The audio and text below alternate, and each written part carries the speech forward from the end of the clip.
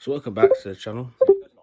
It's been a while, and the topic of this one is an interesting one. Actually, I'm going to talk to you about the phone that you should not buy.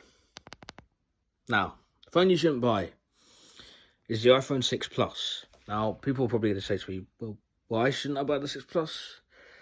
And the answer to why you should not buy the 6 Plus is actually a very simple answer. There's not really that much into it, apart from the fact that it's a slow phone. You know, it's, if we can find anything here, it's not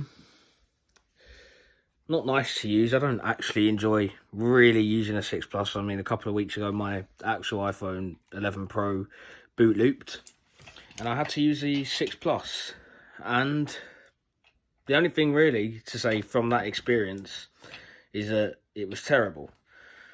Now, I'll go into some detail today as to why it was so terrible. I'll tell you everything there is to know about why the 6 Plus was so terrible and the issues. I will also talk about the new update that has just been released for the 6 Plus, iOS 12.4.8. Now, okay, the phone itself is, give me 2 seconds while I just sort this out. iPhones don't have a pause function. Apple, take note. The iPhone 6 Plus itself is a bit of a mess. The phone is slow. It had bend gate, touch disease. The battery gate where it was being throttled, it had a few things wrong with it, right? So the 6 Plus itself has been through, 2 seconds, the 6 Plus itself has been through quite a bit. The phone itself, when it comes to the performance, is absolutely terrible. Would I ever buy a 6 Plus now? Well, it's a hard answer. No, the answer is no. Now, I have one here for the purpose of the review section and doing tech reviews and stuff. And to be totally honest, I tell you right now that the 6 Plus is not nice to use. I personally wouldn't use a 6 Plus daily. Now, being a voiceover user, I'm going to aim this at everybody, but you're going to hear voiceover, which means that unlike most videos in which you don't see with voiceover the actual performance of the device, you're going to clock the time based off of voiceover and generally how quick it is.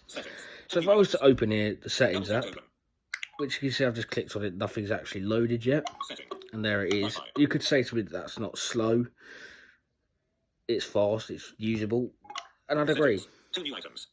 If Double tapped open. all the apps were like that, which they're not. Double tapped open. Now, just to clarify that this is a stock iOS installation. I haven't modified or changed it. There's no jailbreak, there's no apps.